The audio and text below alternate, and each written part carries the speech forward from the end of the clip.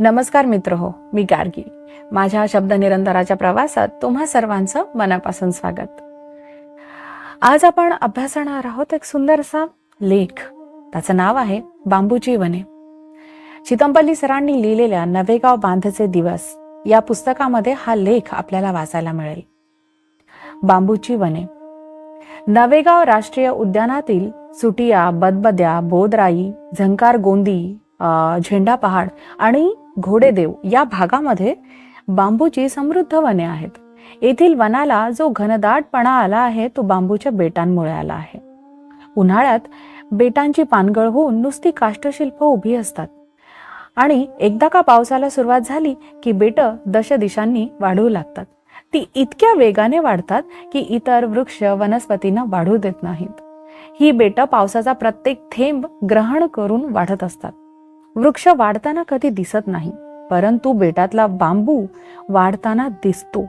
नुसता दिसतो असं नव्हे तर त्यांचा आवाजही ऐकू येतो. त्या आवाजाला एक नाद असतो. एकदा माझा मुक्काम बांबू वनाने वेढलेल्या वनकुटीत होता. तिथे काही कळकाची बेटं होती. पहाटे पूर्वीच्या काळोखात मला जाग आली. बांबू वनातून क्षणातच किंचाळण्याचा, तर क्षणात केकाटण्याचा, तर मध्येच करुण अशा किंकाळ्यांचा आवाज येत होता. घाबरून मी चौकीदाराला हाक मारली. त्या भेसूर आवाजाविषयी खुलासा करताना चौकीदार म्हणाला, जंगलातील कळकांचे वाजते अर्थात कोंब जमिनीतून वर येताना अशा प्रकारचा आवाज होतो. अशा पावसाळी हवेमध्ये ते कोंब वेगाने वाढत असतात. असा आवाज रात्रभर ऐकू येतो. तो कोंब इतक्या ताकदीने बाहेर पडतो की आजूबाजूचे दगड सुद्धा बाजूला होतात. बांबूच्या बेटातील वाजते वेगाने वाढतात. कित्येकदा ते किती वाढतात हे पाहण्यासाठी कोवळ्या बांबूच्या पेरावर स्केच पेनने मी खुणा करायचो. त्यांच्याकडे टक लावून पाहत राहायचो.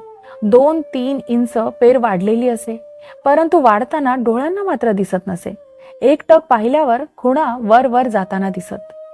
वरून मुसळधार पाऊस पडत असला तरी बांबूच्या वनामध्ये तो जाणवत नसे. त्यांच्या छतावर पडणारा पाऊस अनंत धारांनी बेटामध्ये शोषला जाई. याच काळामध्ये बांबूच्या बेटावर आळंबीच्या बागा वाढू लागत. श्रावणात त्यांची पूर्ण वाढ होताच गोंड लोक आळंबी गोळा करू लागत. पालापाचोळा आणि इतर झाडांवर वाढणारी आळंबी विषारी असते, तर या बेटामध्ये वाढलेली आळंबी बिनविषारी असते. याच काळात वाळवीच्या वारुळामध्ये देखील आळंबीच्या बागा वाढत असतात आणि त्या देखील बिनविषारीच असतात. ती सुकल्यावर गोंड लोक त्याच्या अंजिरासारख्या माळा करून घरी साठवतात. आळंबीचा भुगा घातलेली आमटी मोठी चवदार लागते. आळंबीप्रमाणे गोंड आदिवासी बांबूचे वास्ते देखील भाजी म्हणून गोळा करत असतात. ही कामं त्यांना मोठ्या सावधगिरीने करावी लागतात, कारण फुरसे, घोणस आणि सतरंजासारखे विषारी साप बेटांच्या आसऱ्याने राहतात.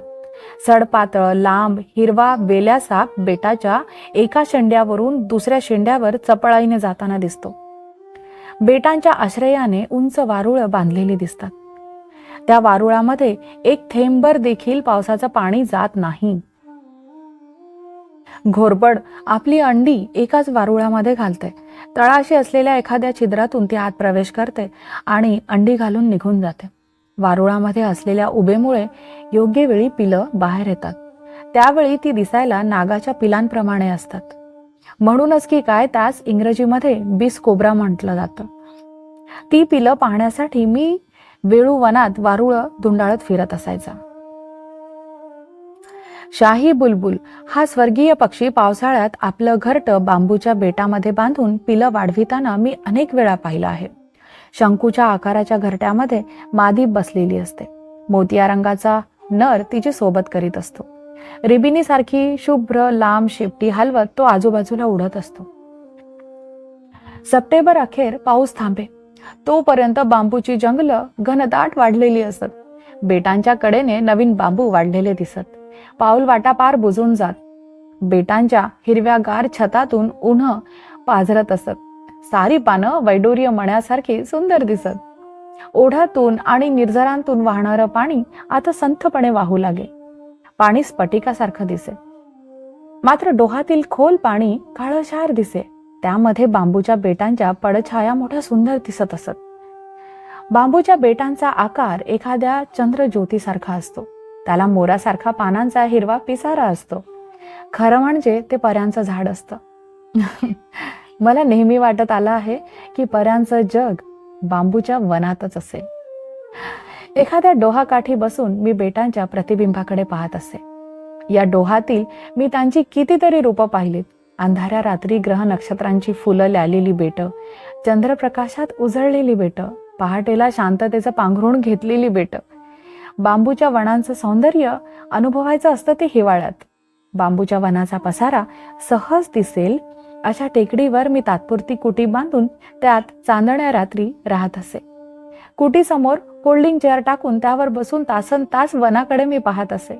मध्येच मी ध्यानात जाई आणि तेथील शांतता ग्रहण करी. एक अद्भुत असा अनुभव येई. ती पुनवेची रात्र होती. सारा निर्जन प्रदेश. बांबूचे पिसासारखे शेंडे वाऱ्याने डुलत होते.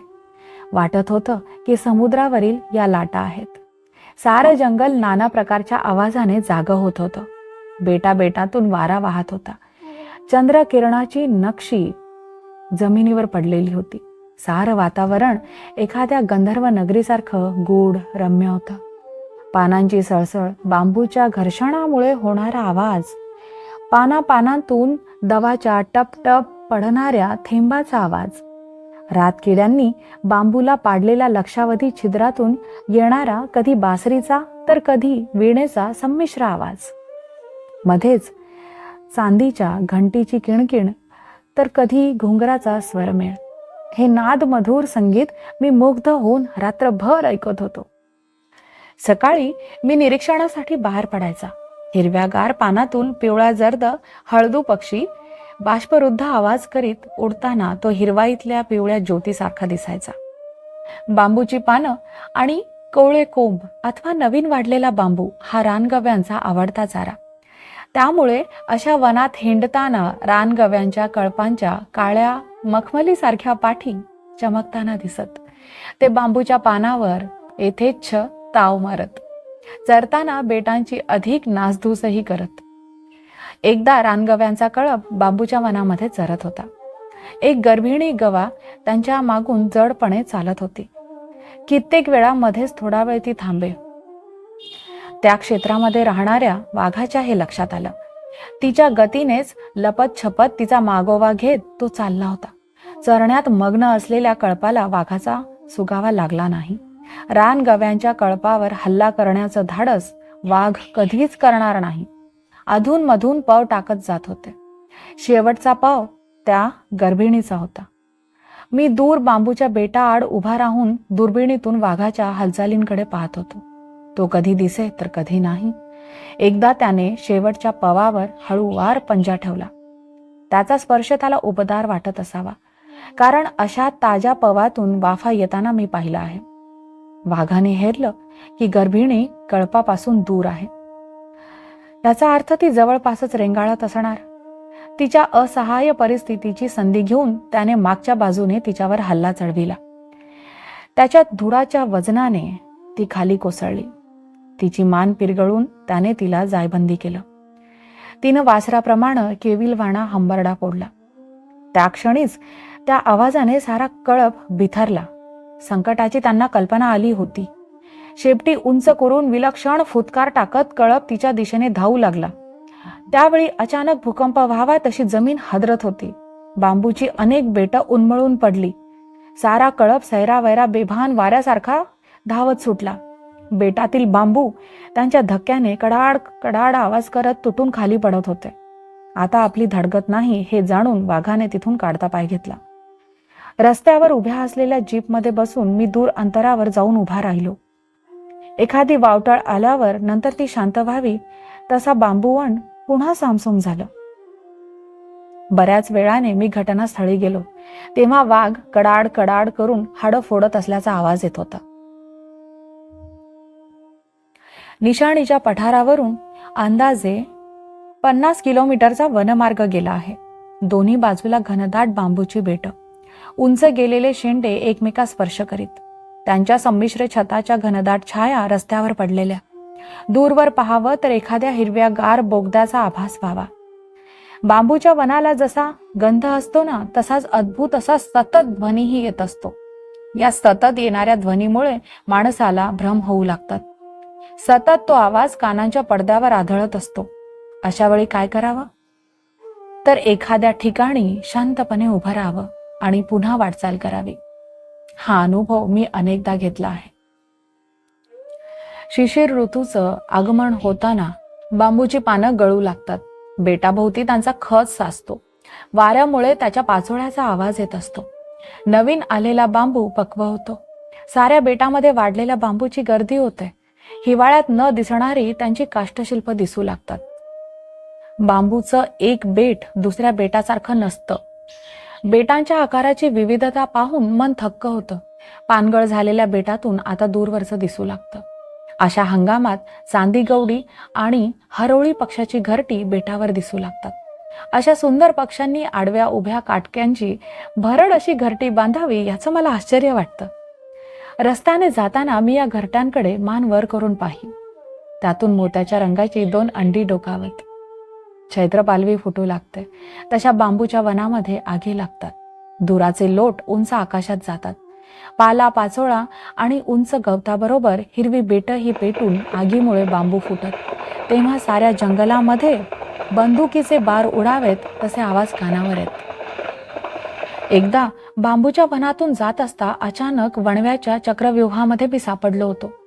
अनेक वनाधिकारी अशा वणव्यात होरपळून मेल्याच्या अनेक गोष्टी मी ऐकल्या होत्या. माझ्याही कपाळी तेच भागध्येय असावं असं एकाएकी वाटू लागलं. मी एका हिरव्यागार बांबू बेटाच्या आश्रयाला गेलो. डोळे मिटून हे अग्निदिव्य सहन करण्याचं बळ देवाने द्यावं म्हणून प्रार्थना करू लागलो. तोच एखाद्या कारंजातून पाण्याचा थंडगार फवारा यावा तसं वाटत होतं. वणवा पायाला चाटून गेला. वणवा कडाडत दूर निघून गेल्यावर मी बांबूच्या बेटाचं निरीक्षण करू लागलो. आपणावर पाण्याचा वर्षाव कोणी केला हा प्रश्न होताच मनात. पाहतो तो साऱ्या जंगलातील रातकिडे त्या बेटावर आश्रयाला आले होते आणि त्या रातकिड्यांनीच तो पाण्याचा वर्षाव केला होता. तेव्हापासून माझी खात्री झाली की जी व्यक्ती वृक्षवल्लींवर प्रेम करते त्याचे संकटकाळी रक्षण त्याच करतात. हा अनुभव मला अनेकदा आला आहे. केळीला एकाच वर्षाचं आयुष्य असतं. ती विते आणि मरते. कारवीसारख्या झुडपांना 6 ते 7 वर्षांनी एकाच वेळी सामूहिक फुलोरा येतो. बांबूच्या बेटांना 40 ते 60 वर्षांनी सार्वत्रिक फुलोरा येतो. इंग्रजीमध्ये यास ग्रिगोरियस फ्लावरिंग म्हणतात. याचा आपण अनुवाद केला तो सामूहिक फुलोरा असा. वानिकी शब्दावलीत त्याला हिंदी पर्यायी शब्द दिला आहे युथी पुष्पन. ज्या ज्या प्रदेशात असा फुलोरा येतो तेथील स्थानिक भाषेमध्ये त्याला शब्दही असतो. चवर येणं असा शब्द काही आयुर्वेदिक ग्रंथांमधून वापरला आहे. त्यास कांडाफुल्ला असेही म्हणतात. चंद्रपूर जिल्ह्यामध्ये त्याला कांटा आला असंही म्हटलं जातं. तर नाशिक जिल्ह्यामध्ये त्याला इंदा आला असे संबोधतात. शब्दांच्या शोधयात्रेत चंद्रपूर जिल्ह्यात माझ्या हाती एक वाक्प्रचार आला. एका आदिवासीच्या घरी पाहुणा आला. घरधन्याने कारभारणीला विचारलं, पाहुण्यासाठी जेवायला काय केलं? ती म्हणाली, 40 वर्षाची भाकर आणि 1 दिवसाची भाजी. तिच्या सांगण्यात गर्भित अर्थ होता. बांबूला 40 वर्षांनी बी येतं. त्याची भाकरी केली. बांबूच्या बेटात 1 दिवसात अळंबी वाढते. तिची भाजी केली. बांबूचं बेट एका रात्रीत कधीही मोहरून जात नाही. बांबूला काटा येण्यापूर्वी 4 ते 5 वर्ष त्याची चाहूल लागते. बेटामध्ये नवीन बांबू वाढण्याचं बंद होतं. त्या अगोदर सतत अवर्षण पडतं. साऱ्या कंदातून भरपूर अन्नाची साठवण केली जाते. मधूनच एखाद्या बांबूला चवर येते. यावरून बांबूला लवकरच कांटा येईल हे आदिवासी ओळखतात. परंतु बांबूला इंदा का यावा याचं समाधानकारक उत्तर अजून तरी शास्त्रज्ञांना देता आलेलं नाही. काही म्हणतात की हवामानामध्ये कमालीचा बदल घडत असतो. काहींचं म्हणणं असं की बांबू तोड केल्याचा हा परिणाम. तर काही सूर्यावरील डागांकडे बोट दाखवतात. विझण्यापूर्वी दिवा जसा भडकावा तसं बांबूचं बेट सर्वांगांनी फुलू लागतं. प्रत्येक पेराला फुलांचे गुच्छ येतात. इतकंच नव्हे तर कंदाला कोंब फुटून त्यातून फुलोरा येतो. बांबूला काटा येणं ही घटना जंगलातील आदिवासी आजही शुभ मानत नाहीत. बेटांच्या पायथ्याला पानांचा आणि बियांचा खच पडलेला असतो. मोर, रानकोंबडे, लावे आणि तितीर पक्ष्यांचे थवे तेथे बी खाण्यासाठी येतात. पारवे आणि कबूतरही तिथे गोळा झालेली दिसतात. अन्नाची सुबत्ता पाहून उंदराची संख्या शतपटीने वाढते. जिकडे पाहावं तिकडं उंदीरच उंदीर दिसू लागतात. सृष्टीच्या नियमाप्रमाणे त्यांच्या वाढत्या संख्येवर नियंत्रण ठेवण्यासाठी प्लेगच्या जंतूचं आगमन होतं. प्लेग झालेले उंदीर आश्रयासाठी गावामध्ये प्रवेश करताच त्याची लागण लोकांमध्ये सुरू होते. प्लेगच्या साथीनं सारं गावच्या गाव उठून जातं. शतकापूर्वी ही अवस्था होती, आता मात्र असं सहसा कुठे घडत नाही. ज्यांनी बांबूच्या वनांचं सौंदर्य पाहिलं आहे त्यांना बांबूच्या बेटांचा मृतवत सांगाडा पाहवत नाही. अशा वनाला आग लागली तर अत्यंत भीषण अशी परिस्थिती निर्माण होते. तो वणवा विझवता येतच नाही. रात्रंदिवस जंगल जळत असतं. बांबू जळताना स्फोट होऊन त्यातून आवाज येऊ लागतात. यानंतर येणाऱ्या पहिल्या पावसाबरोबर सारं काही शांत होतं. साऱ्या वनात जिकडे पाहावं तिकडं हिरवे रत्नांकुर डोकावू लागतात. हे सृष्टीतील चक्र युगानुयुगे चालू आहे. मित्रहो, चिदंबल्ली सरांचा हा सुंदरसा लेख इथे संपतो. तुम्ही सारेजण ब्रुसलीला ओळखतच असाल ना? तर तो आपल्या बांबूविषयी लिहितो. Notice that the stiffest tree is most easily cracked, while the bamboo or willow survives by bending with the wind. एवढंच म्हणेन, be like a bamboo. The higher you grow, the deeper you bow. तुम्हाला हा लेख कसा वाटला हे मला नक्की कळवा. आणि मूळ पुस्तकातून हा मूळ लेख तुम्ही वाचावा अशी माझी इच्छा आहे. आता मी आपली रजा घेते. आपण लवकरच भेटू एका सुंदरशा पुस्तकासह किंवा एखाद्या सुंदरशा कथेसह. तोपर्यंत आजच्या या लेखावर नक्की विचार करा आणि भरपूर वाचन करा. धन्यवाद.